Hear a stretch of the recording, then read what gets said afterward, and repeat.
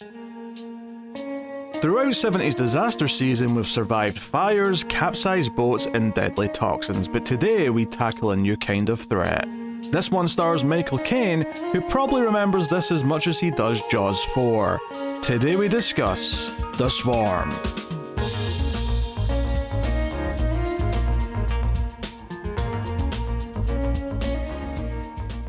Welcome everyone to the Collector's Cut. I am Peter, and joining me as always is David. In all your fail-safe techniques, did you ever consider the possibility of killer bees? This is the movie podcast, everyone. We are doing 70s disaster season 2, in fact. This is our second time going through 70s disaster movies. And we're doing The Swarm on this episode. Before we get into it, I'll just say if you enjoyed the show, hit the like button. It helps us out a lot if you do. And of course, you can support us over at Patreon, patreon.com/MailFuzzTV, where you can get bonus shows. I'll tell you more about them at the end, but consider those things, please. Thank you. Anyway, on The Swarm, we will start spoiler-free, as we always do, and we'll give you a warning before we dive into it. This is from 1978. It is directed by Irwin, who I think produced Towering Inferno, but did not direct Towering Inferno. He directed the action scenes in Towering Inferno. Oh, okay. But he was not like the overall director. But you're right, he did produce. Yes. Okay, fair enough.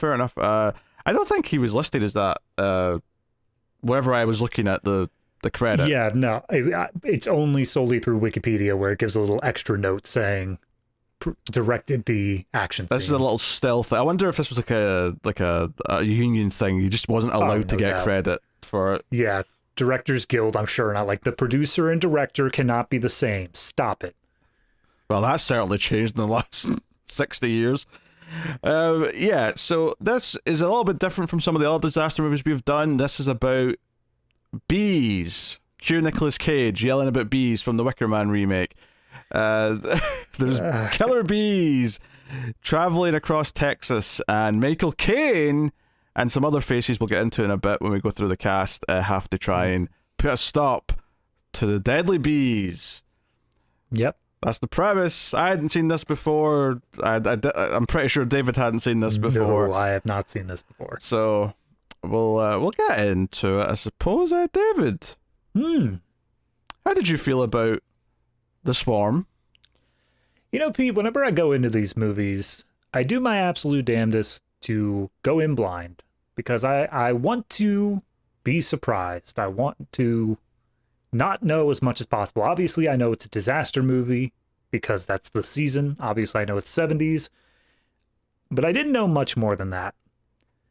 So as I'm watching and I'm thinking, I have some strong opinions on this film, I go onto the Wikipedia page and I just browse for a little bit, and I hit the bottom where it says... Oh, you hit the bottom, all right. Related pages, list of films about killer bees, which I'm shocked there's a page for, and then... Sounds like a season to me. List of films considered the worst. And I don't disagree.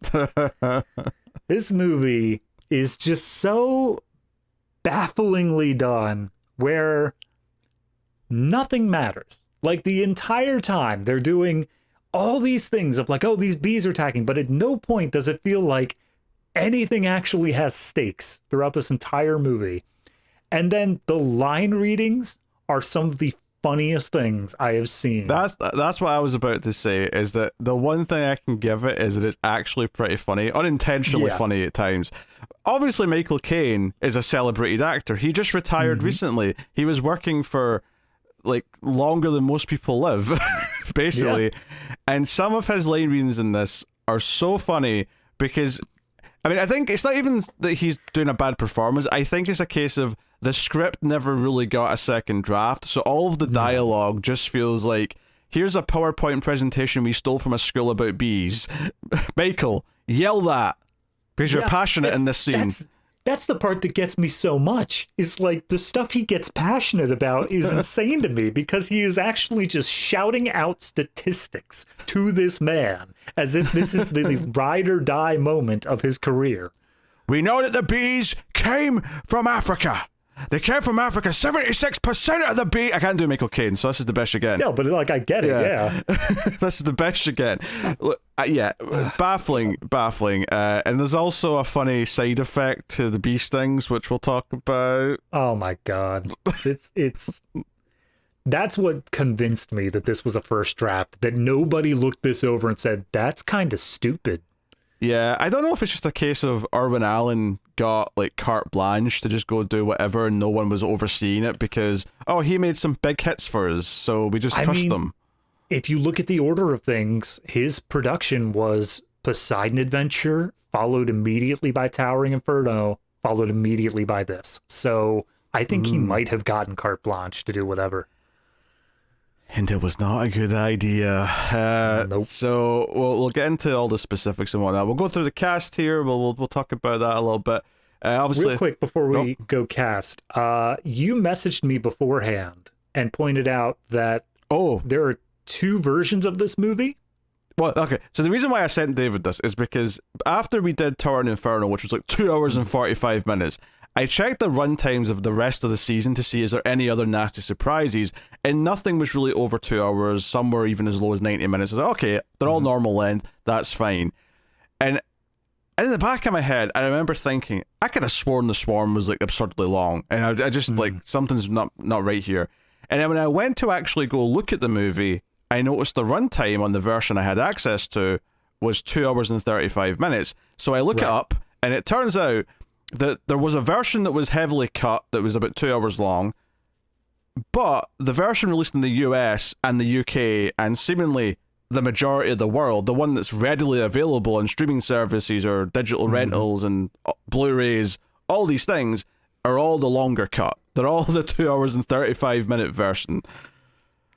That was the most disappointing moment for me, because I saw you sent that message before I watched the movie, and I was like, oh, okay, I'll just watch the shorter one. Oh, then. you had no chance. And I couldn't find it. It was nowhere. I knew you were going to find it. Yes. Because it's such a weird thing. Apparently, we'll talk about more in spoilers, but there's basically like one element of the plot that was, for whatever country didn't like it or didn't want it in its theaters. There was one element of the plot that was completely cut out, and it's not like a contained part. It's something that runs throughout the movie. So when I actually watched it, I'm like, oh yeah, I can see how this amounts to over 35 minutes, because it is cutting out an entire thing that's running throughout the whole time. Honest to God, I don't know what plot you're talking about, because there's so many things that I would just cut. I don't want to say it until spoilers, but yeah. Right, that's fair. We'll get to it. So the cast, we got Michael Caine, who was in Beyond the Poseidon Adventure. We did that as a Patreon bonus when we did 70s Disaster Season 1. So his 2 movies in this genre, not looking so hot. We got Katharine Ross, she's probably most famous for The Graduate, although I think of Stepford Wives, the original, first when I see her. And I like her well enough. I was like, oh, I recognize this name, that's cool. We actually have someone from Tower and Inferno. The shitty son-in-law from Tower and Inferno is in this as a scientist. He's got a beard though, so you might not catch him immediately. It just sounds like C-3PO. You must not have recognized me on account of my arm. And then you have Henry Fonda showing up as a scientist, but frankly, the most important role, and this was a surprise, because when I glanced at the cast before the movie, I saw the first 3 or 4 names, and I was like, okay, I'm expecting this, and this.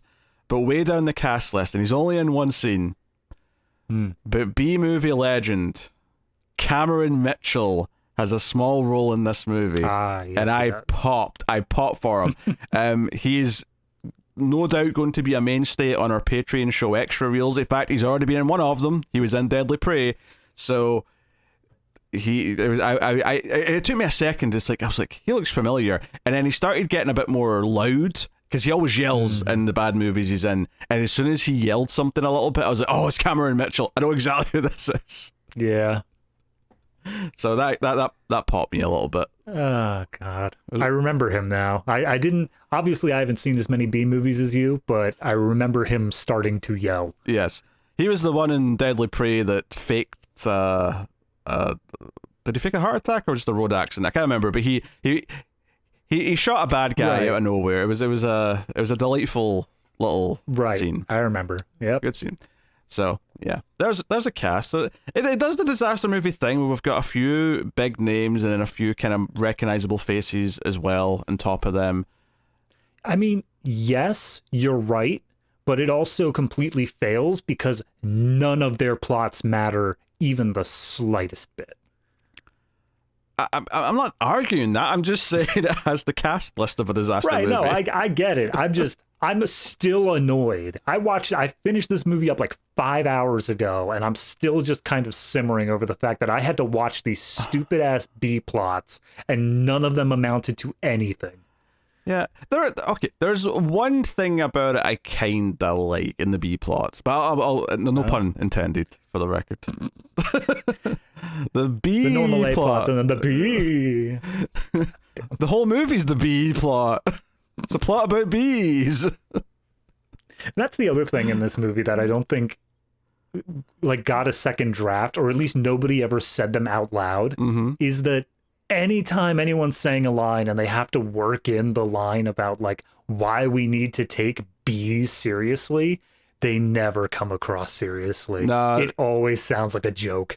I think that's one of the fundamental problems of this movie is that anytime they start talking dead serious about the killer bees, it just... This is probably the silliest disaster movie we've watched so far from the 70s. Oh, yeah. I felt it constantly. We watched The Big Bus, which is an actual satire, and this still felt sillier. Yeah. I mean, okay, there's definitely things in The Big Bus that are sillier in their own, but because that's meant to be silly in a comedy version of a disaster movie, that works in that context. Here, you've got Michael Caine being dead serious about the killer bees, and there's not even like a hint of levity in the whole movie, which lends itself to the unintentional humor that sort of comes out. There's one of the things that happens is that during the bee attacks, there's often slow motion of people like just sort of like spinning around in the bees, and like it's very comical. It does not look tense or good. It just looks like, oh, there's an actor sort of and it's always slow motion. The slow motion just makes it look worse. At least if it was in real time, it would look kind of hectic. But in slow motion, it's like they're just sort of dancing through bees and going down. I wholly agree, but I also think that that's the closest it actually got to any of the bee effects looking good, because so much of this is just obviously added in post. Oh yes, of course. Oh dear. I'm trying to think if there's any other sort of major things I want to mention, spoiler free, before we can go into everything else. I mean, there was one part that I had to pause for a moment just because it almost went too far too quick, and that was very early on in the movie. Michael Caine gets introduced to this military group, and one of the military guys asks him, "Oh, where are you from?" And Michael Caine, not trying to put on any accent or anything like that, responds, "I'm American." And I'm like, pause, what? No, hold on. The exact dialogue, to be fair, the guy says, "Oh, you're English, I assume," and Michael Caine says, "I'm American for 8 years." Right. The 8 years part, though, I paused before that, and I'm like, are you trying to convince me that this Michael Caine not even trying to an American accent? Which I still think's a little bit weird. I think someone who moves to the US still, if they're asked, like, you know, are you English? Yeah. If you're an English person, you'll still say yes. It doesn't matter that you're living in the US now, you're still English. Honestly, his character throughout this movie is just such like a pedantic smartass the entire time. Like, everyone is trying to just get like any sort of info out of him. They're like, but wait, what about this? And he's like, oh, I'm sorry, I'm trying to save the world from killer bees. And then he just like runs off. He doesn't actually like answer anybody. It also has that I'll call it the Captain Kirk problem. And I love Star Trek, but this is absolutely a critique of Star Trek. Is why does the captain keep going on the missions that are dangerous? There's moments in this movie where Michael Caine will go to help find one person when he's supposed to be the one in charge at base making all the decisions about how to fight the bees. I'm like, why are you out in a van looking for someone? Like, no, you like, all you're doing is making it hard for everyone else to do their jobs. Oh, as long as we're talking about the little side plots he gets into, he shares almost all of them with Katharine Ross's character, which... You're telling me that she was in Stepford Wives and all that. That's fine. I've seen her in a couple of things you've talked about. However, I have never seen a more blank-eyed expression across an entire movie than what Catherine Ross delivered here. I swear to God, she doesn't have a soul. I think, first of all, it's clear from this movie that Irwin Allen can't direct actors. Like, he directs action sequences just fine, but actors, in terms of like actual dramatic performances, I don't think he does that very well, seemingly. I would also add here that she probably read what's supposed to be the love story of this movie and thought, well, this is shit, so I'm just not even going to give it half my effort. Yeah, I mean, also late 70s. I wonder what the cocaine budget was. Are you suggesting she had too much or not enough? Like, I'm betting too much just all around. I think that's also why Michael Caine launched into his yelling tirades about B statistics. All right, well, let's just say spoilers and talk about it, because I like, most of you will not care that we're about to spoil The Swarm, and given that we're flat out saying you probably shouldn't bother wasting your time, and this is the thing, I would have almost recommended it as a good bad movie if it wasn't for the runtime. I think if this was like 100 minutes and it was still as funny as it is, just more condensed, I'd be like, you know what, I'd say watch this. But there's definitely times, it does that thing where you get to that 100-minute or so mark and you look at how much is left and it's almost an hour, and you're like, how is there almost an hour of this left? Like, I'm ready to be done. Yeah, I almost want to put this movie in the same level as, like, if you need to put on something for like a date or something for like Netflix and chill, where they're not going to want to watch the movie and therefore you can have some sexy times, this would almost be perfect, except for the fact that it gets so over the top at times, it's going to pull you back in. You're going to want to see what in the hell is going on that is resulting in such outlandish lines being shouted. So, spoilers for The Swarm. You've been warned. You won't believe where this goes. I was actually rewatching one of our old episodes where we spent the entire time just doing Queen puns because one guy looks like Freddie Mercury. I don't want a repeat of that, but I won't fight it if you do it. I mean, honestly, the making the bee jokes when it's something related to bees is something I've done before. There was an episode of Smallville with a bee villain. There was an episode of Arrow with a bee villain. And in both occasions, I made it my mission to make Connor's life miserable for the duration of that review. It feels old hat now, so I'm not going to go too in depth, but that's fine. Yes. Anyway, I mean, don't let me kill your buzz.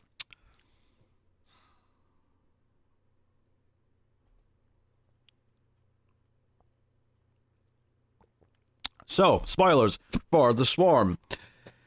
The movie has a very extended opening where a bunch of guys, well, half the guys are in hazmat suits. The other half are in something that's close to a hazmat suit, but it's more like they've got motorbike helmets with gas masks, right?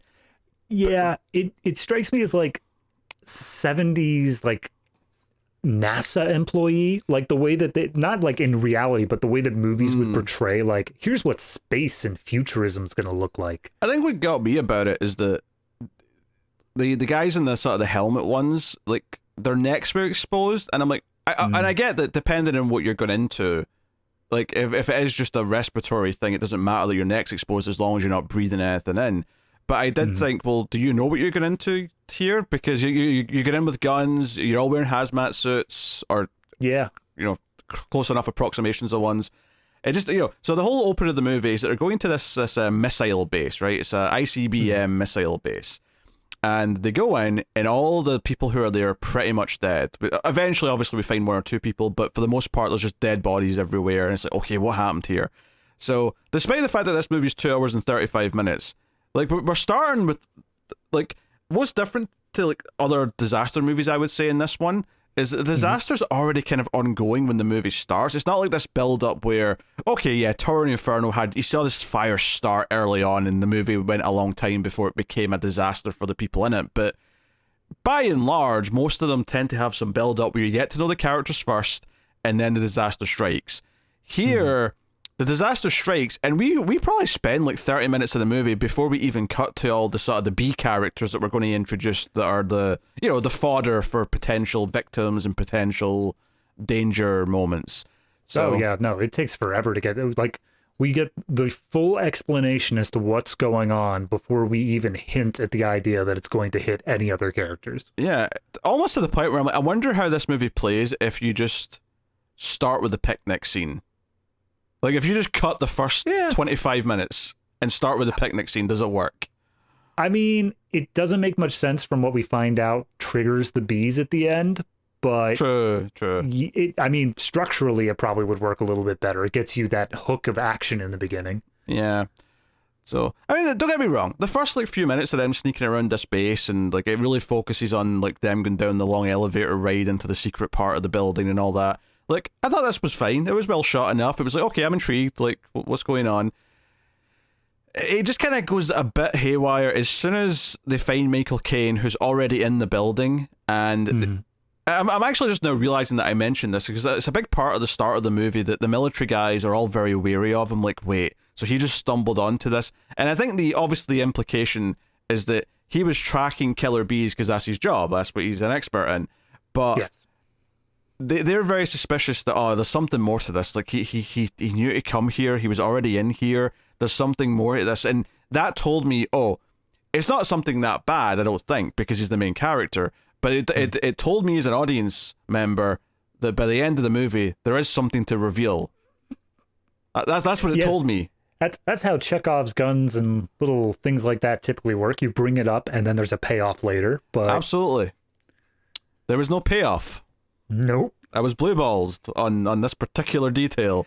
I mean, if we're just going to skip ahead, I love it because pretty much immediately, as soon as Michael Caine is left to roam about the facility, this one military guy is put on him as basically a spy to try to figure out, like, what is his deal? Why did he show up? And then at the very end of his plot, the guy basically is like, oh, hey, he's worried about his girlfriend, therefore he's not suspicious anymore. Forget about it. And they just drop the whole thing. There's so many things that you kind of touched on there that are more talking points. Because the first 15 minutes of this movie, for the most part, is they found Michael Caine, they're holding him at gunpoint, and they're like, who are you? And he's like, I study bees, I'm an entomologist, I do this, blah, blah, blah. And they don't trust him. But he's like, hey, contact this guy who's at the White House, right? He'll corroborate who I am, blah, blah, blah. And it's a lot of that. Eventually they get the call back and it's like, oh no, the president himself has told you that Michael Caine is now in charge of this operation because stopping the bees is now, he's the one. Like, you trust him, and they're the military here answering to him, which I'm not happy about. And I think that's important for something you just said is that the major here, or the general, he's a general, not a major. The general then appoints this guy to kind of spy on him, like, hey, I'm still suspicious of this dude. Like, regardless of the orders, you keep an eye on him and see if there's anything more to him. And nothing ever really comes of that. Like, I feel like it feels like it's setting up conflict that doesn't really arise. Don't get me wrong, they're always confrontational with each other. So that, Michael Caine and the general, the whole movie are butting heads. But it never really feels like it bubbles up to a big moment per se. And that's even more of a problem later when it feels like it's about to do something with it and then still doesn't. So I'll get to that when we get there, but that's the first chunk. I feel like what you're touching on there of, like, this idea that we set up this conflict and it just never bubbles up, that applies to so many subplots. And it's so extra frustrating because this is the extended cut. This is where they had the time to do whatever they wanted to do, and they still didn't do it. And it's just filled with so much other fodder. So the first big thing is that the military send 2 helicopters to, and this might be before Michael Caine gets power to, like, be in charge. I can't remember the exact sequence. But they send 2 helicopters to try and track the bees, and we see this swarm in the sky, this blurry effect that's moving. I love they have the little special line in there, which is like, oh, we want you to follow this flying thing. It's not 700 miles per hour, 7 miles per hour, as if to say, like, isn't that funny? You think they're hunting down planes, but it's actually bees. Hilarious. Yeah. But, like, they play it as a joke. It's actually a thing where it's like, remember, not 700, 7. It's a precursor to David Fincher's 7. That's what this is. This is how it all started. This was his inspiration. Yeah. So basically the helicopters, get swarmed with the bees and they go down. They crash two helicopters, which immediately I'm like, okay, this is kind of like the shark in Jaws, where the bees seem to be very vindictive and very hunting people down. More in that layer because it does come up again. But Michael Caine gets in power, and they're debating what to do. But this is, and believe it or not, by this point in the movie, we're probably at 25 minutes in, right? We've already covered that much time. Michael Caine. We also got introduced to what's her name at this point, Helena. Oh yeah, turns out she was hiding with a few survivors. She's the doctor at the base, and she corroborates some of the stuff that Michael Caine says because she's like, yeah, this tracks with what he's saying. I loved it. She just basically came out, and then Michael Caine goes off and like does whatever while they're waiting for the call back, and then he asks her like, okay, so what happened here? And she's like, it was bees. Didn't he tell you it was bees? It's always been bees. But the first thing we see sort of separately from this is there's a family who go for a picnic, right? And the bees attack them. Both parents get killed, and this is the first time we see the glorious slow motion as they're dancing around in the bees before slowly lying down and dying from all their stings. The child, however, Paul, gets back to their car and is able to protect himself because he gets in the car. And he watches his parents die, and I'm like, oh, this is his Batman moment. He's gonna grow up and become the Knight, become vengeance. B-Man. I can fully imagine like half the scenes from Batman Begins just replacing the word bat with bees. Yeah. Unfortunately, though, this is not a Bruce Wayne. This is a screw up. And someone who probably gets 216 people killed. More than that in a little bit. The next time we see Paul is he actually drives his parents' car into the town that's nearby, which is a town that we kind of focus on for, I'd say, the majority of the movie. Obviously, we go to Houston for the last act, but this is the main town we really... I mean, yes, it is the main town, but again... About hour 40 into this movie, every single plot that even conceivably involves this town is just wrapped up and thrown away. Aye, but hour 40 is enough of the movie that I'm going to call it the main town. No, yeah, that's fair. And we're introduced to some of our other characters. There's a pregnant woman that we meet soon, whose husband was actually one of the guys killed at the military base, so she's all sad about that. Our main plot, though, for the town is a love triangle for the ages. What's more romantic than two old farts fighting over an old teacher who they want to impress and marry and bring her flowers, and they are just competing. And we cut to scenes where one's bringing her flowers at the school. We get a scene where one of them's talking to another guy and is like, "Hey, the rumor is that the odds are in your favor." And I'm like, how did this rumor start exactly? Did she tell someone that she's leaning one way over the other? And I don't know. Like, it's a lot of fluff. It's a lot of fluff, David. There was a point in this where I realized that this was like, at first I thought this was just kind of like, oh, we're going to get to know them a little bit, and then they're going to intersect with our military crew, because that's how these disaster movies typically go is, you learn about everybody separately and then they all kind of clump together, and one by one or in larger chunks, they'll get knocked off by whatever the disaster is. But there was a point in here where I realized, oh, they're never going to meet up. This is just an entirely separate plot that's going on over there. And it was the point where old fart number 2 has asked this woman to marry him, and they just kind of like have a little chat about how she's going to decide this love triangle. And I'm like, oh, I'm bored out of my mind. I can't even begin to care about this plot. Yeah, it is very sort of self-contained, and that would be okay to a point if the characters were entertaining or engaging or anything, right? Like, I mean, I'll be. You're saying that the cuts made for the theatrical cut were due to content. I was really hoping it was this whole plot. I was hoping that this whole thing, they realized how superfluous all this is and they just threw it away. Is that not the case? No. Oh, God. All right. That makes, in that case, I'm kind of happy I didn't watch the shortened cut. If that was more of the movie, oof. Yeah, so the thing that was cut, all right, so young Paul here was stung 4 times. And, 4 times. And, you know, when Henry Fonda comes in the helicopter, he's like the first other scientist to arrive, and they're talking about everything, and they basically deduce that, yeah, like 6 stings will kill the average person, right? Blah, blah, blah, blah. I'm like, okay, all right. That's low enough that it's dangerous, but if someone gets a couple of stings, it's like the character will be sick but not die, and we can play with that, whatever. So young Paul ends up in the hospital, and, you know, Michael Caine comes to see him, talk to him about what's going on, and of course, he goes down to the planet with a red shirt. And of course, we get the scene where I'm like, okay, this movie's just utter nonsense. Where Paul starts hallucinating that he's seeing a giant bee in the room, and it's this comical effect. And I'm like, oh god. And it ends up in a running thing where everyone who's been stung by one of these bees has this same hallucination where they see a giant bee. Yeah.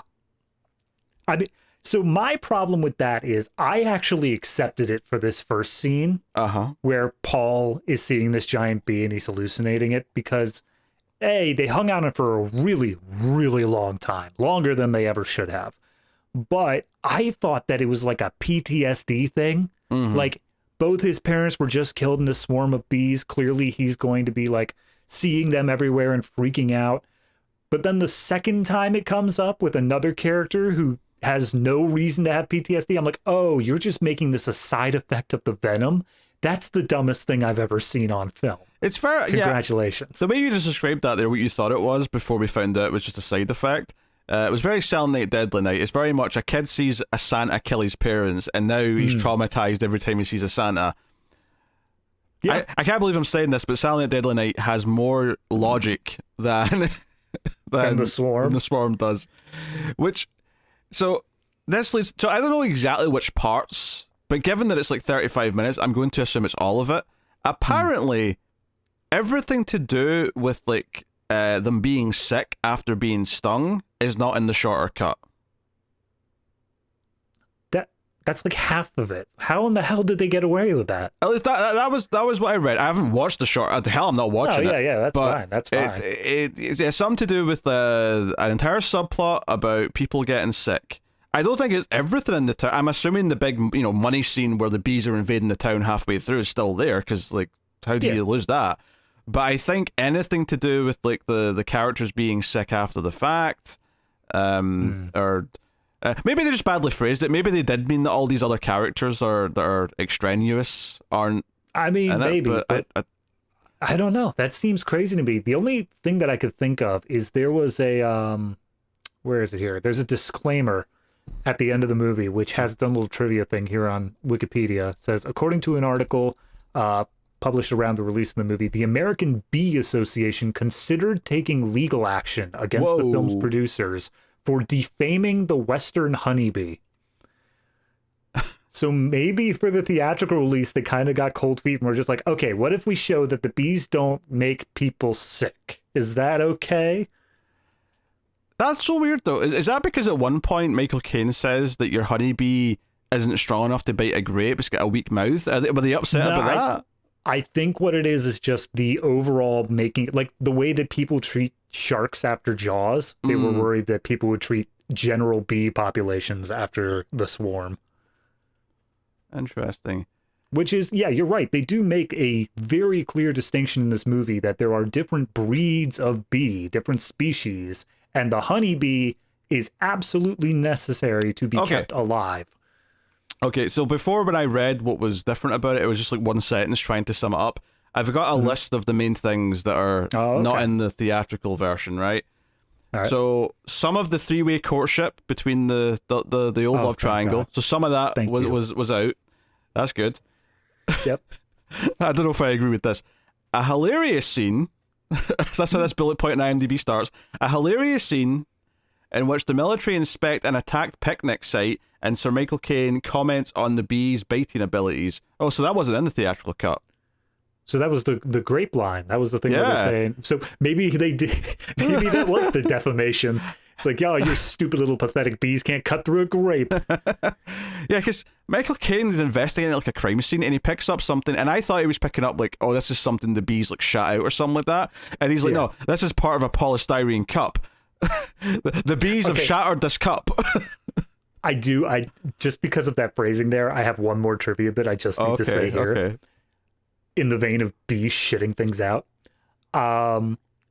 Apparently, with all the bees flying around in some of the scenes, there were tiny little yellow specks all over Michael Caine's like outfits. He thought it was honey, and so he was eating it. Turns out it's bee poo. So Michael Caine, throughout the duration of this movie, was just eating bee poo. Anyway, continue. As you do. Apparently, a lot of the end of Paul's stuff was done so we've not gotten to the end of his story yet here, but one of the two big major points that are coming for him is that he actually breaks out of the hospital once he feels a little bit better with his friends. They find at least one of the swarms that are at a tree, and they throw Molotov cocktails at it. As kids tend to do. He's like 12 and he's throwing a Molotov cocktail. Jesus, is Texas this rough? I mean, yes. You get very bored out there. So, and then it's after this that the swarm goes to the town, and then he feels like he caused it and that the bees were getting revenge for the... Which he straight up did. Like... Yeah. It plays... There's kind of like this whole little thing where they're saying like, oh, Paul, don't worry about it. Like, it's totally not your fault. But like, yeah, it was. Yeah, it totally was his fault. And then he gets sick again and dies, because we find out as the movie goes on that even if you think you're okay after you've been stung by these bees, you probably get sick and die again. Well, not die again, but sick again and die. Apparently his death was completely cut out of the theatrical cut, so you just kind of assume he survived, according to this list. I don't know whether that's better or worse. I mean, on one hand, it's not wrapping up a plot, but on the other hand, like, it doesn't really do much with his death anyway, so... Yeah. I mean, I always enjoy when a movie kills off a kid, but... Fair enough. You know. Lots of extra footage of... towards the end, when Michael Caine and Ross are going to the headquarters in Houston. Okay. There's an additional shot of when Henry Fonda dies. Like, we're not at that yet, but spoilers. And then an additional subplot near the end of the film in which Ross has a relapse and nearly dies from her earlier bee sting. So yeah, that's probably what we were talking about when I first read it. Like, her getting sick again towards the end. Apparently that was all gone. Which is so it's not that they always cut the relapse. It's just that they cut like main character stuff like that, or like specifically when they die. Because remember, they said a bunch of soldiers relapsed as well. They did, yeah. So they probably had those lines still in the movie, but all the major examples of us seeing someone relapse, it sounds like they were all cut. Yeah. So I understand what they mean now that I've read the list of like cutting, you know, the sickness part of it out. Yeah, absolutely. Although it sounds like the bee hallucinations were probably still in though. They spent far too much money on that to cut it. They had to keep it in. Yeah. So when they're driving in the van to look for Paul after he gets out of the hospital, this is the moment that really baffled me, because Michael Caine goes with Katharine Ross to do this. And I'm like, why are you going? You're meant to be in charge of this whole beef, like, war operation. And that's the other thing. Michael Caine, this whole movie's like, the war I've said's been coming for years is finally here. I love the fact, and I mean, I'll just throw this because it's at the end, it's the entire like ending statement. I love the fact that this movie treats this like an unavoidable catastrophe if humanity continues down its path. Like, giant killer bees is definitively humanity's ending.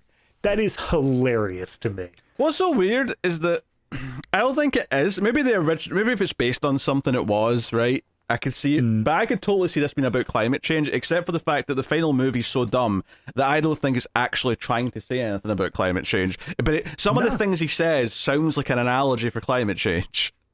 Oh, no, absolutely. It seems like it's this idea, like what ended up being The Happening, where it's like, oh, nature's just pissed off with how much humanity's messed around with it.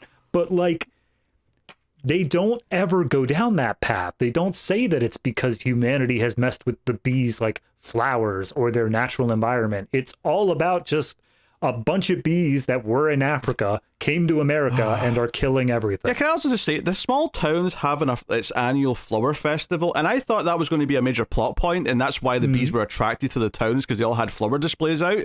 No, never comes up, and it never even gets mentioned after. Nope. The only time it's talked about is the first time it comes up when they're putting up the sign and they're talking about how, oh, I put that sign up well, a hurricane wouldn't blow that down. And I thought, oh, at the very least, the bees are going to like fly through that thing and rip it apart. And I don't think that happened either. I think this movie is the perfect example of how to fail at like Chekhov's guns, how to set things up and then just never pay them off. Yeah, I can't argue with that. So, Paul eventually shows up, but as they're on the way to the town to look for Paul, they see the swarm going towards the town. Michael Caine and that get there quickly and tell the police, get everyone off the streets, like get everyone inside, shut all the windows and doors, like seal up tight, they're coming. So they're chaotically running around, and the bees do come. And we get, this is probably the big action set piece of the movie, you know, the big thing that was probably in the trailers, is the bees attacking this town and just people in the streets in the slow motion. One guy, of course, goes through a window, endangering everyone that's in the little cafe that was hiding from the bees. That's like, a fun moment. I get it. I am not a fan of bees either, and if I knew there were a deadly swarm approaching me, yeah, I'd be freaking out too. But going through a window just seems like I wouldn't even consider that. That wouldn't be an option that I think would be better than getting stung. I don't think he chose to go through the window. I think it was more... He was flailing and just landed through a window? Yeah. All right. It looked pretty intentional to me, but maybe that was just because the stuntman couldn't make it look natural. That's entirely possible. We kind of skipped over the Cameron Mitchell scene, but he's basically like a high-up major or something, basically saying, yeah, Michael Caine's got full command, like, do everything he says. The one thing I want to point out about this, though, is they have a Skype call with him in 1978. Yeah. What about it? It's just a video call. I'm like, okay, oh sure, yeah, 1978 video call. It's even weird that it had the Skype ringing sound effect at the beginning too. That was crazy. Oh dear. I will say, I do appreciate there's a couple of moments that I think are actually kind of interestingly dark. One is the teacher character, the one who the two guys are fighting over. Yeah. Where she's at her school and she's like trying to protect the kids, but during all this chaos, she looks out the window and sees that some of the kids didn't get inside. So there's like just dead children lying in the playground. And I thought, oh, you know what? Okay, that took a little bit of balls to put that in your movie. I agree. I love that shot in terms of like, oh, it's actually trying to give a powerful image, but then it immediately throws it away by having her turn around and give the biggest soap opera, no! And I'm like, all right, there goes your drama. Good job. One sequence, though, that was kind of intermediary here that I don't even know what the point of the scene was outside of just establishing the threat. It's kind of the end of the first act, honestly. So Michael Caine, once he's put in charge of the military group, basically goes around and says, all right, I'm going to need all this stuff. I need my bags and I need all these people, just a huge list of people that are all experts in their field, and they need to be brought to this facility immediately. And so once they all get there, he sits them down and essentially has a press conference and says, okay, everybody, here's the thing. We've got these African killer bees, and then the dude from Towering Inferno decides that he wants to be a prick here, and they get into like a 3-minute long argument about whether these are African bees or Brazilian bees, and whether they could have even made it to America. Like, bro, we've seen the bees. Does it really matter at this point to clarify the type? They've killed dozens of, soldiers in this military base. Like they're definitely here. Like, there's no point in denying it. I'm like, this guy feels like such a YouTube commenter in the worst possible way. Oh yeah, absolutely. Actually, one of the other scenes is that the general says to Michael Caine, "Oh, we've got a plan. We're going to drop pesticides and shit all over the state and kill all the bees. Easy peasy. We'll get it done. We'll nuke them, basically, right? Not literally nuke them, but it's the nuclear option." And Michael Caine And I almost appreciated this for a second because I'm like, oh, he's actually bringing up that bees are important for the environment and the ecosystem. So you can't just kill all the bees. You have to specifically target the bad ones that are killing everyone. Yeah. All right. That's a fair point to bring up. I'm sure the bee defense force in 1978 were happy about that line. Yep. But what got me is the way he then like gets passionate. Is like, you won't be doing a thing until I know how you're doing it, where you're doing it, when you're doing it, and then walks off. I just, I don't know. It's. I can see this written on the page as like, you know, a kind of just annoyed thing where he's like, oh, you shouldn't be taking it. I'm the one who's put in charge here. Therefore, listen to my expertise. And I feel like the director, Irwin Allen, behind the camera, did like 3 takes, and each time it was done, he kept on saying, just give it a bit more, Michael, a little bit more. And this is what the end result is Michael just going off the chain of insanity on how passionate he gets about specifically how this man is reacting to the threat. Yeah. It's not uncommon for the takes in movies to be one of the last takes done because, you know, you do it a few times, you get better, you sort of nail what you want from the scene. Not always, of course. Sometimes a director will find, okay, we tried it all these different ways, but to be honest, the first way was still the best, and that's the one we're going to use in the movie. Yeah. This is a case, though, where it does feel like he just kept asking for more from Michael Caine, and the takes that are in the movie are always the last take, where he asked him to just yell and be the most Michael Caine. Yeah. Like, if someone's going to do a Michael Caine impression, this is how they'll yell. They'll yell like he is when he's doing these scenes. And they're just like out of nowhere, he'll just start getting really riled up, and it just is. And it happens again after the whole town scene. The general's debating with them again about what to do now, and it's like, oh, we have to evacuate the town and everywhere around. And you know, Caine does agree with that. He's like, yeah, okay, we have to evacuate. That's obviously a wise choice. But you're not dropping these pesticides. Like if you kill the crops, then you kill the people because nothing will be grown here. Yeah. And it makes sense for him to be like annoyed about that. It's just how passionate he gets. I think this is also the same conversation where it's after the town is attacked and he's talking to the general again. And the general's making the point of like, okay, we have to evacuate because if the bees, like we were collecting some of their swarm to like try to do experiments on.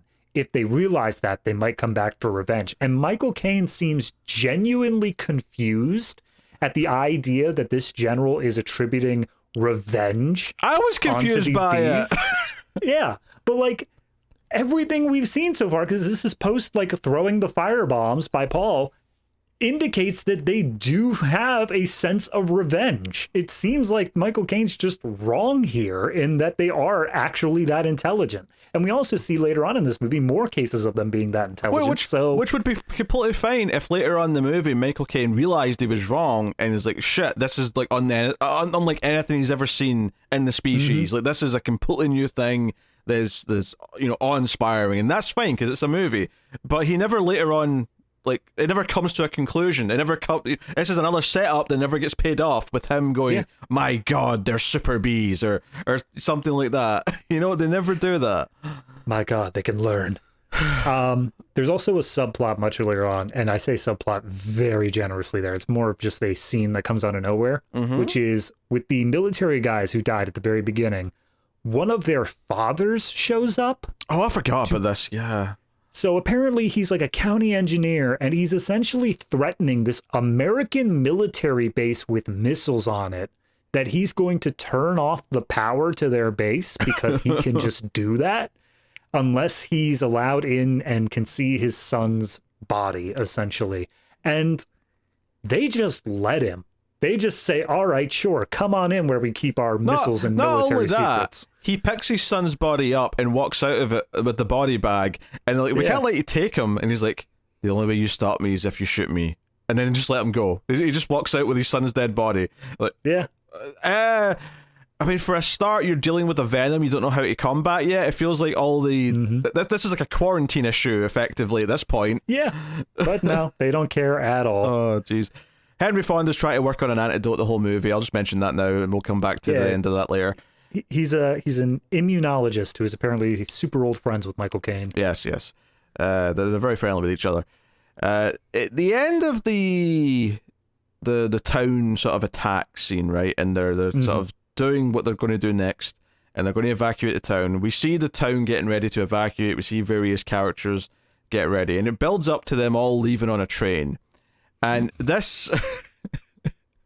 Yeah. Oh my god. So I have so many things to say about this train scene. So we focus focus on the thruple, if you want to call them that, the two old guys and the old woman. I'd rather call them anything besides thruple. I don't want to think about that. Yeah, they act all proper, like they're old school romantic, and she's like, I will think about my decision of who I would like to marry after this. But no, thruple kind of implies she's like, all right, boys, who's going to spit roast me tonight? ¿Por qué no los dos? So they're on the train, right? Most of the town is on the train. Mm-hmm. And the bees start attacking the train driver, right? Not bees plural. There's one to begin singular bee inside with. Of this cabin. Yes. To begin with, but then the swarm starts to come in the front of the train, and I'm like, okay, so the no one's driving the train. That's a problem eventually, right? You're in a bit of a Cassandra crossing thing where you've got a runaway train. Yep. But then, for some reason, the train starts to rock from side to side, and I'm like, Irwin, my boy, yeah. Trains are not like cars. So a driver in a car falls asleep or something, right? It'll start swerving because they're not controlling the steering wheel. It's on wheels. It can go from side to side, and then it might crash, right? A train, and I know this is a bold concept, it's on a track. It doesn't go from side to side. It can't just turn.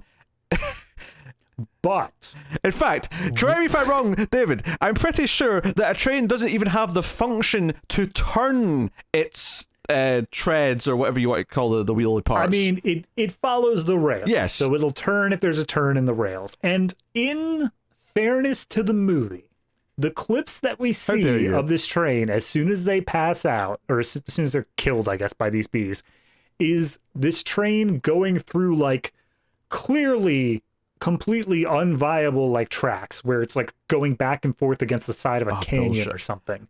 No, it doesn't make any goddamn sense. But like, the train, it at least tries. The people on the train aren't the ones who like switch the tracks, though. They no.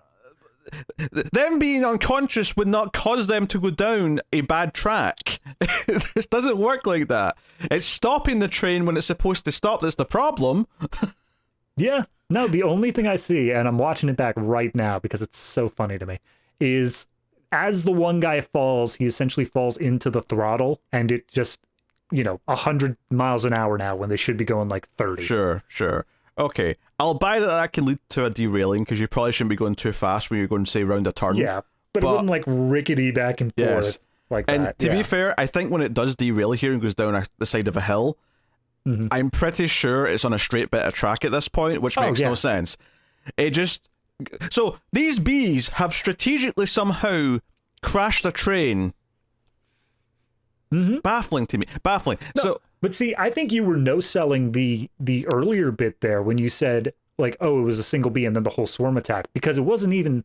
I think it sells their intelligence of what actually happened, which is there's a single bee on his hand.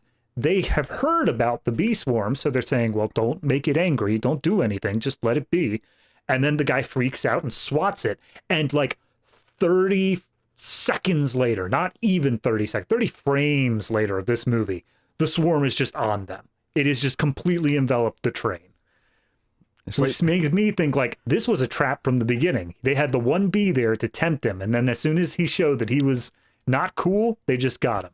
Or alternatively, this just goes back to the revenge thing, where, you killed one of ours? Oh, then we're coming for you. I think Irwin Allen genuinely believes that bees have a hive mind. That they just all happen to know what happens to any other bee at any other time. Because they have a hive, so he's mixing those things, those contexts up a little bit. I mean, I will say, as much as it just kind of throws away the whole subplot with the love triangle, because they all die in this train crash. In fact, Well, one of the guys actually goes out the window as the train's going down the hill. But yeah, part of me does respect, like, in a better movie, I could see this working where you're building up a subplot, and then the whole point of it is that it gets cut off because they all die tragically. I can see on some level that working. Yeah, the idea of anyone can die at any point is very popular in like a lot of high drama TV and stuff like that, where it's like, oh, the characters you thought were safe are not. And I can appreciate that in a better movie, like you said. But because it's in this movie, because of the way that we know things don't get wrapped up, it just feels like it was another aborted plot line that they just said, and we're done with that now. Yeah, I think it's a combination of that and also just how stupid the events are that lead to the train going. Like, the end of Cassandra Crossing has one of the best train like sequences I've seen in a movie, especially from this time period where they're using like miniatures and stuff like that. And it's super dark and it feels like it's got a lot of weight to it.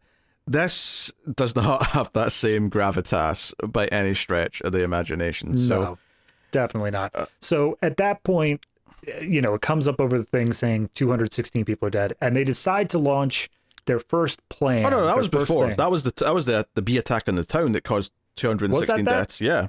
Oh, all right. Because well, Paul's guilty about that. Paul hears that number. Oh, that's right. And he's like, oh, that was me. Well, regardless, a number of deaths flash up, however much, higher than 216 this time.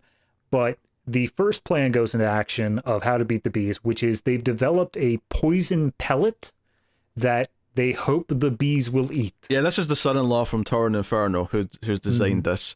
And they drop the pellets, and the bees don't care. They don't look at it. Yeah. They're not even tempting mildly. It's pretty short, all things considered. It's just like, we've dropped the pellets, and they're leaving. Yep, that didn't work. Sorry. Right. What a shame. Yep. And I don't even remember what the next plan was here at this point.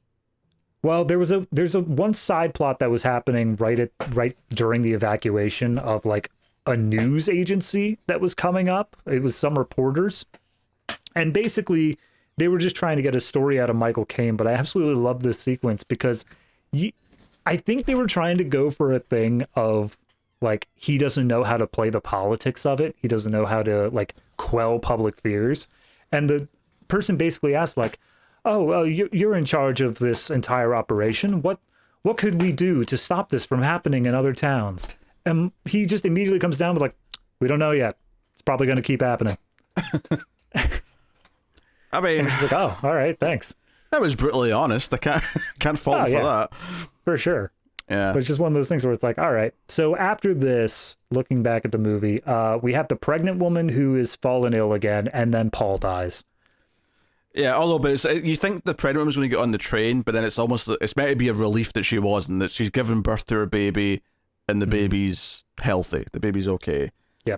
Also, somewhere around this midpoint of the movie, they make, I think, an awful little change here to their dialect. So somewhere around the midpoint here, they switched over from saying bees, and then they have a short little period where they say African bees. Oh, no, I'm glad I was getting to this. Don't worry, I was not going to let this go by. Yeah. Just before we get to what we're talking about here, I will just say that every time they say bees, it's more silly than the last time you heard it. And especially the phrase killer bees. Anytime someone says that, it was making me chuckle. It did not land at all. But they're African killer bees. That's fine. They're species that originated in Africa. No problems with that. But at a certain point, the general character stops bothering saying bees and just starts saying Africans every time he talks about killing them or finding them or eradicating them. And I'm like, dude, this sounds really bad, especially since everyone in this movie is white. So, like, I'm just, it was starting to make me feel uncomfortable just how he was throwing around. And I know in context he's talking about bees. Oh, yeah. But context is fine, but like the top rated quote here on IMDb is, by tomorrow there will be no more Africans, ... at least not in the Houston sector. Like, that's awful no matter how you read it. Yeah. It was, because it got worse as the movie went on. The last hour of the movie, he was especially like saying it a lot. Yeah, absolutely. It almost, honestly, it kind of felt like it was like a purposeful subtext thing, because there's no way that you don't like think that as you're writing it. There's no way that it doesn't come across. You're the one creating this slang. You have to have chosen that for a reason. Yeah, maybe it'd have been better if he'd said Brazilian bees. I mean, I don't think saying any ethnicity and then talking about eradicating it is going to be good. Yeah, but at least it might have not sounded. Maybe they'd have stuck to bees. You know, just keep saying bees. It's already silly. Just keep saying bees. Yeah, but really rough stuff. And it's around here or soon after that Henry Fonda, because right here. Everything else has failed, he's still working on his antidote, and he decides to take a bold move with no one else's like knowledge of this. He infects himself with the venom of the bees, about 6 bee stings worth. So enough to kill him. And he tests his antidote that he's developed. And there was actually one detail here I kind of liked. I liked that when he was like timing it to see if it worked, he intentionally went longer than most people would, or than he would typically, because he knows that most regular people would be nervous about using a syringe and they'd hesitate, they'd be panicking. So he gave the whole walkthrough. He was basically saying like, okay, the average person, they would get stung, they would panic for a second, they'd have to get the antidote out of their pocket, and all that I thought was good. But then he added that little extra bit onto, and then they'd hesitate because they were about to plunge the syringe into their body and they're going to hesitate. I'm like, that's a little extra detail that seems really well thought out. Yeah, I mean, maybe it's not a surprise to say this, but Henry Fonda probably is the best actor in the movie. Yeah, that's fair. And he sells this, even though what his character's doing right now is very stupid in the large scope of things. And it seems like it works. There's a bit of tension where it feels like it isn't at first, but then it works. But then, of course, after about a minute of being okay, his vitals start going haywire again, and he dies. And, you know, big sad ending.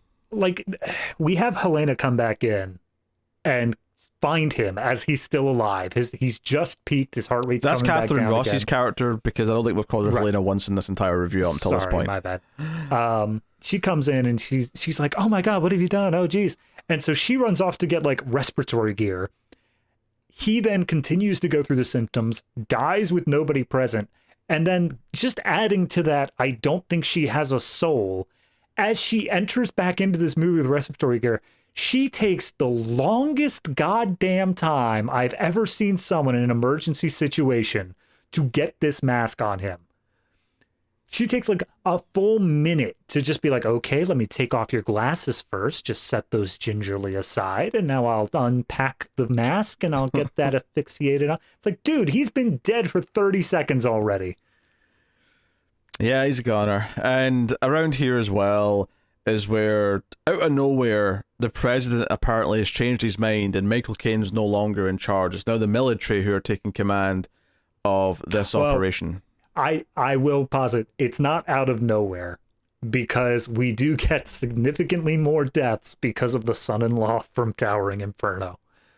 So he is tasked, because he is like an environmental activist guy. He apparently has come butting heads with this nuclear facility in town that needs to evacuate, but they're not going to want to shut down their stuff. So he goes to try to convince them to do so. As he is there, wouldn't you know it, the bees attack. And it's right after they said, this place has all these safety precautions. Nothing's getting in here. So as the bees are attacking, we essentially get a speed run of Chernobyl. And this reactor explodes, killing the entirety of the town, resulting in over 300,000 deaths. I want to point out here that this sounds like a huge deal. It's such a minor, quick part of the movie that I'll be honest, I forgot about it. A reactor blew and killed an entire town, and I forgot about it. Yeah. That's where we are. It doesn't, because that's what I'm saying. That's what I said at the very beginning of this, is that so much is happening. They do so many little things, but it never feels like there's stakes. It never feels like anything they're doing actually matters. This is what gets me. So at this point in the movie, we have like an actual countdown. The bees are on their way to Houston, the first major city they'll get to, and it's going to be like 3 days, whatever. The computer just tells him how long it's going to be. Fair enough, right? And Michael Caine's power is taken away. It's now a military operation, and I thought, okay, now Michael Caine is going to have to answer to the general, but he's ultimately going to convince him to do the right thing that he comes up with or something, right? Mm-hmm. And I couldn't believe for the rest of this movie that Michael Caine still just kind of shows up like he's still involved, even though that's not supposed to be the case. He isn't, like, I thought he was going to go rogue and go and like do something away from the military that was going to save the day, and he doesn't. Instead, he shows up to when everyone goes to Houston, he just shows up to where the military are, and the general's quite happy to just tell them everything they're doing, as if he's still, like, not in charge, then certainly he's still there as a correspondent or something. Yeah, one of my favorite things at the beginning of the movie was Cameron Mitchell shouting as he sees Michael Caine in the room. He's like, has that guy been read in? Is he, like, even cleared to be here? And the general's just like, no, but he was already here. And at no point in this movie do they ever, like, rectify that. Do they ever say, like, okay, here's all the clearance stuff or whatever? He's just consistently a citizen consultant throughout this. The only good thing they kind of do with the general character is there's one scene where his second in command dude, who was spying on Michael Caine for a lot of the movie, he says something about Michael Caine that's kind of like, oh, that guy's a glory hound, he'll take credit for us evacuating the town. And the general actually gets snappy with him and says, no. Don't, like, badmouth someone behind their back. Like, I disagree with him, but if you've got a problem with how he's doing things, then you tell him. I'm not going to have one of my men come and, like, badmouth someone. And I was like, you know what? That was actually a nice little detail to show that this guy actually has some modicum of, like, respect. It's not so much respecting Michael Caine as much as respecting the chain of command, respecting, like, he is the man in charge right now. As much as he disagrees with them, he's going to follow orders and, like, do what he says.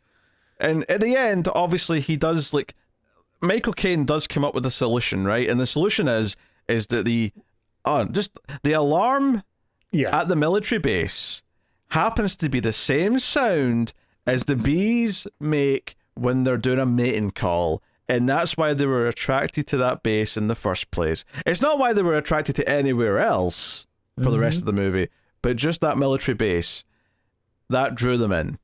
And the whole plan is to use that sound to draw them away from the city and whatever, right? Yeah, so there are two, like, minor plans right before this, just because obviously they find this out in the 11th hour, and it's their final solution. Yeah, Houston's already been torched by flamethrowers because their plan is just to burn the bees.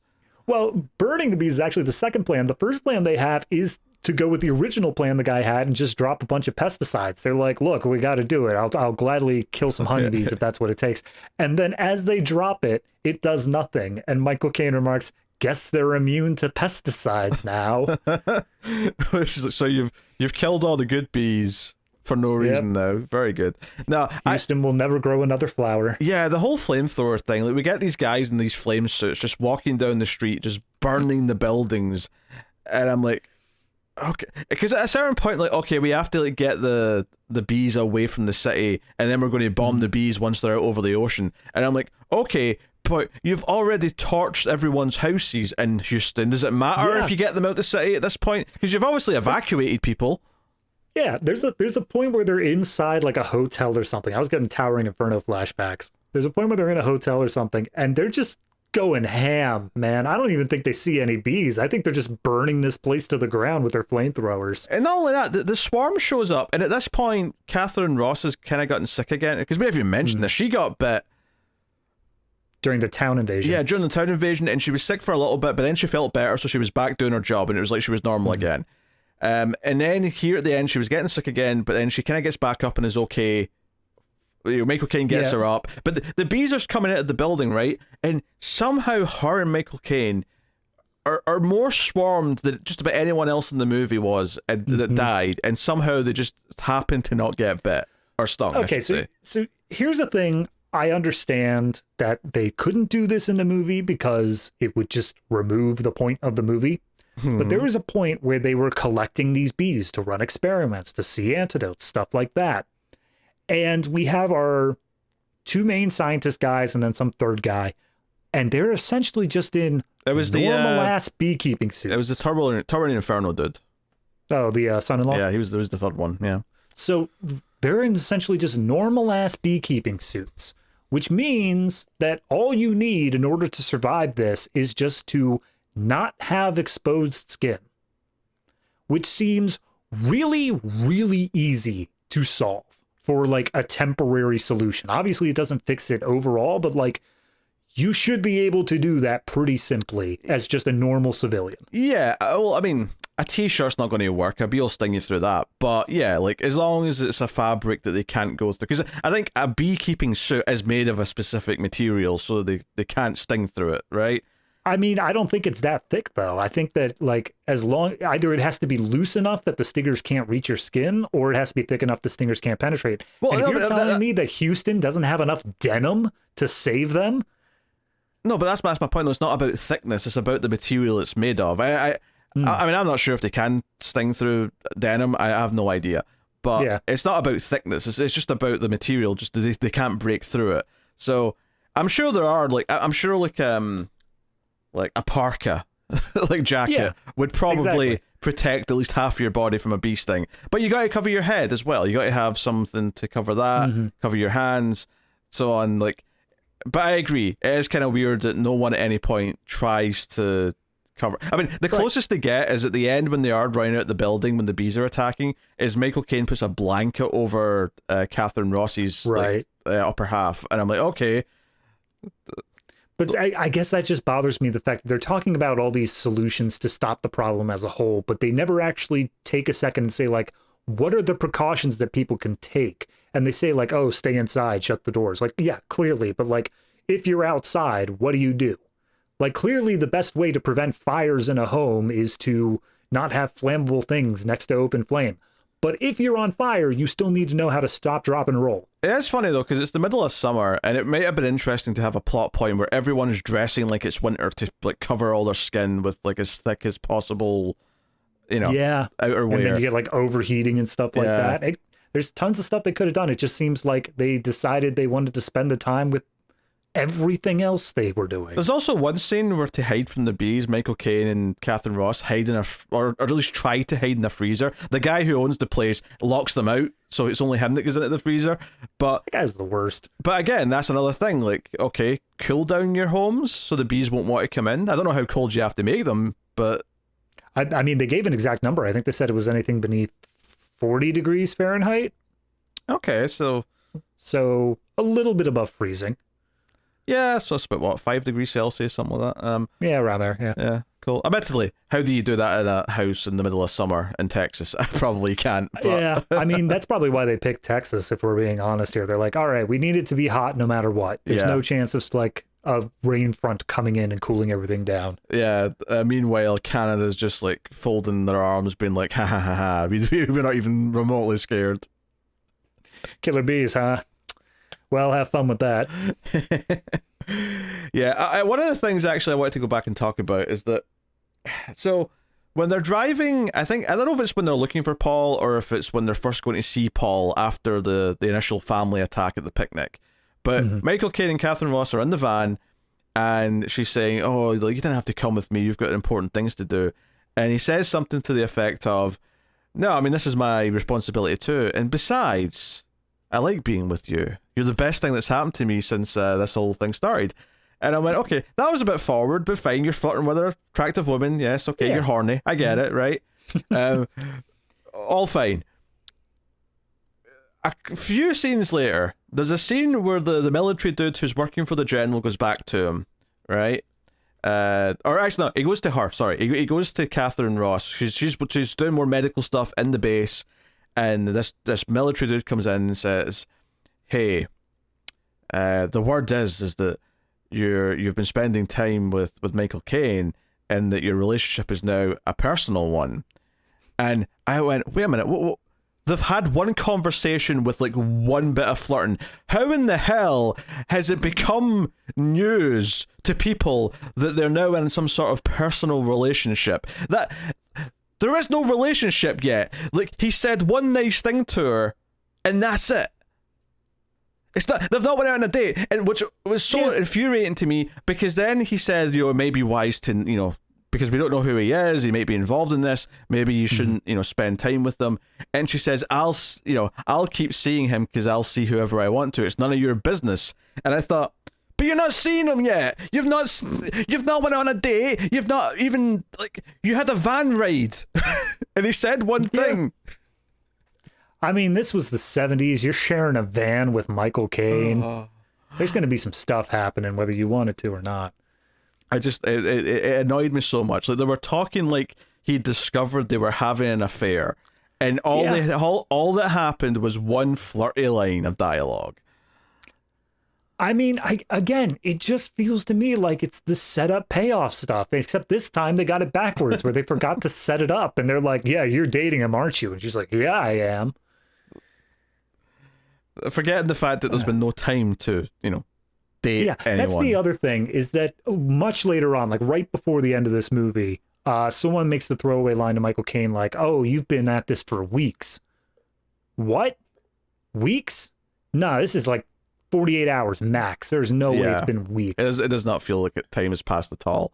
The end of the movie is they have these, speakers blasting this siren noise on these little dinghies in the water. The bees all swarm out to the ocean because they hear all this, and then they drop lots of bombs on them. That's it. And the explosions fire off missiles into them. The explosions are in the background in a horrible green screen shot as Michael Caine and Katharine Ross have their final little, is this over? Did we beat the bees? Like, we bought ourselves time, and maybe one day we'll win, but the bees could come back. I just, the exact thing here is, hold on, I've got it pulled up. Give us the exact lines. He says, is this, have we won or is this a temporary victory? And he says, I don't know, but we did gain time. If we use it wisely, and if we're lucky. Long pause. The world might just survive. And then cut to them hugging in front of this fiery explosion as the ocean burns before them. Yeah. And again, like you're saying, it feels like it's just dancing around like a global warming or a care about the environment message, but they play the bee thing straight, which makes it feel like they are genuinely worried about bees invading and killing us all. The problem is, if they'd established that these killer bees have mutated and that they're growing because the environment's been changed by humans, then that message would make some sense. Alternatively, I also thought it was interesting at the start, and I thought they might do something with this thematically, is that they came to a military missile base first, and I thought, maybe it's like a Godzilla thing where it's like an anti-armaments kind of thing. But then, of course, that goes nowhere. That never really feels like it comes up. In fact, they win by firing missiles at the bees. So that's how they save the day. Listen. The only way we can exterminate violence is through the... No, the only way we can achieve world peace is through the elimination of violence. Was that the line? It's something like that, whatever. Except in this case, it's the only way we can eliminate violence is with more violence. Yes. Just keep piling on the violence. Oh, dear. Yeah. It's got some funny moments. It's laughably bad in places. Every time they talk about the killer bees, there's a good 50-50 chance it's going to be slightly amusing because it just sounds silly. It starts 50-50 and it just gets worse odds from there. The hallucination stuff with the bees is laughably funny. Some of the stuff the bees doing this, like derailing a train or coming for revenge, also pretty funny. But it's 2.5 hours long and it drags a lot throughout. When I joked earlier, you could probably cut out the first 25 minutes and you wouldn't really miss anything other than the tie-in thing at the end of, they went to the military base first because of the sound. That's the one thing that you'd have. But otherwise, from a pacing point of view, it would be way better. You'd start off with this picnic scene and you could treat it like a little horror movie moment where it's like, the bees are starting to attack. And we don't know yet that... obviously, you go to see a movie called The Swarm, you have an idea. But the characters yet aren't aware there's that threat, so it gradually builds. And then you bring in Michael Caine to investigate, and then you start to, go from there. Yeah, I mean, every time we watch one of these movies, usually they're extra reels, but every once in a while they sneak their way onto the main show. I always have this urge to just download the movie and like recut it just to see if there is a version of it that works, that has a better structure to it. Because honestly, I think that the main problem of this movie is a structural one. I think that there's no reason for it to be 2.5 hours long. And what they do with the 2.5 hours is essentially waste time talking about things that have no purpose in this movie whatsoever. It's also very stop-start as well. It feels like when the big town attack happens, that should be like, okay, we should be quickly ramping into the third act because now they're desperate to stop them. Instead, there's an hour left, and we spend time slowing down again to try and build back up. And it just does not have that momentum in the build to, we have to solve this problem. Despite the fact that it does show some good scenes of body bags lying around or the dead children on the playground. You know, like it has individual shots that are kind of good on their own, but they're very few and far between. And a lot of the character stories that they try to play throughout just fall completely flat. I think Irwin Allen, having directed so many of these disaster movies, knows the visual imagery and the sort of beats that are going to land more emotionally, like you're saying, these body bags and whatnot. But I think he just kind of worked himself into a corner here with the core concept of you have to make bees this super terrifying thing. And he did his damnedest, but like he may have gone too far in the other direction where he was straddling a thin line of, if he doesn't do enough with them, they're just like honeybees. And it's like, oh, well, why should you be scared of that? Meanwhile, he went too far and had the giant visions of these bees appearing before these people as they died. And that's just silly at that point. Yep. All right, what are you rating the bees or the swarm rather? Man, it's not good. It's definitely beneath a 5. I'm just trying to figure out how many points do I knock out from that. Honestly, it's funny. I'll give it that. It's a funny movie when you're like forced to sit and watch it, when you know you're going to have to go through it. But I think that most people would just tap out at a certain point because it's just not enough to keep you engaged. All that said, I mean, I would probably give it... I'd give it a 3. And 2 of those points are for just how much I laughed at the absurdity of what I was watching. Yeah, it's got some good actors in it. It's got production value for its time period, for sure. So, like, the technical qualities, I guess I'm saying, are perfectly fine. You know, the technical right up until it got into the editing room, and then all of a sudden that throws it away. Yes, but I wouldn't say editing is a technical thing. I mean, I know it's technical, the skill of actually doing it, but I would say the actual editing choices are more of a creative choice. You know, fair enough. Yeah. Because that's you know, it's like when you're writing a story, the grammar is how you because you know, if you just the same basic story told the same way twice, if one has good grammar that reveals the details in a good order and the right way, you know, it's all just how you convey the information, and that's what editing is. So, but it is laughably bad at points. It is overlong.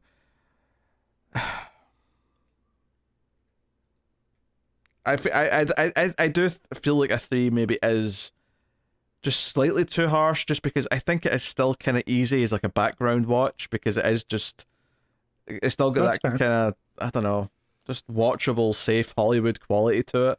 So I think I will probably nudge it up to a 4, but clearly we're not playing in great territory here by any means. So yeah, when you get down here, it's more about just counting what few things you have rather than the overarching, oh, it was an 8.5. I just feel it in my bones. Yeah. I'll say this. The amount I laughed probably gave it an extra point. Like that. Right, exactly. That was probably what got up to the 4, was that I was laughing at how silly some of it was. Yep. So there you go. So that's that. In terms of the collection, clearly doesn't make the cut, but are we going to dock it a little bit extra from there?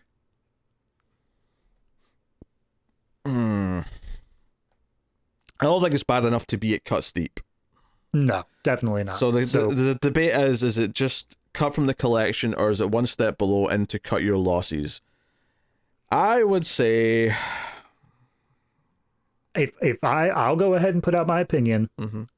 I think because it does have the comedic aspects to it to give it that sort of like cult bad movie aspect rather than just painful bad movie, I think it's just cut from the collection. I think there are people who would find this enjoyable enough in the same sort of vein as things like Plan 9 or whatever and those cult classic movies to get some genuine joy out of it. I think it's just trying to establish what the levels here actually, mean. And I feel like, well, that, because we got the other tier, like the really painful tier. So cut your losses is kind of in this middle ground where I'm like, okay, does that describe something like this which is really, really bad, but there's some merit to watching? But you're probably you're probably right though. It's probably just cut from the collection. Yeah, I put this ranking scale entirely on enjoyability, ignoring any sort of like technical or anything like that. Yeah. And I think that this one is still a bad movie, but it does have something for a certain specific type of person. Okay. Cut from the collection it is. So that is the movie. Next time on 70s Disaster Season 2, we'll be looking at a Mexican disaster movie called Cyclone. So, all right. Yeah, we'll get into that. So, look forward to that next time. Of course, I mentioned earlier you can get bonus content over at Patreon if you want to support the show and keep it coming, help keep the lights on. We have 2 bonus monthly shows at various tiers. The lowest tier, $3 and up, you get access to the Criterion Cut Monthly, where we do movies from the Criterion Collection. This month it was Diabolique, one of my favorite films of all time. But it was the best of the best. It's that type of stuff. We also have the show at the $5 and up tier, which is extra reels, which is the opposite of that. It's the worst of the worst. It's so bad. Sometimes they're hopefully funny or good, but sometimes they're not. And this month we had a Neil Breen... Oh, God. A Neil Breen... religious experience.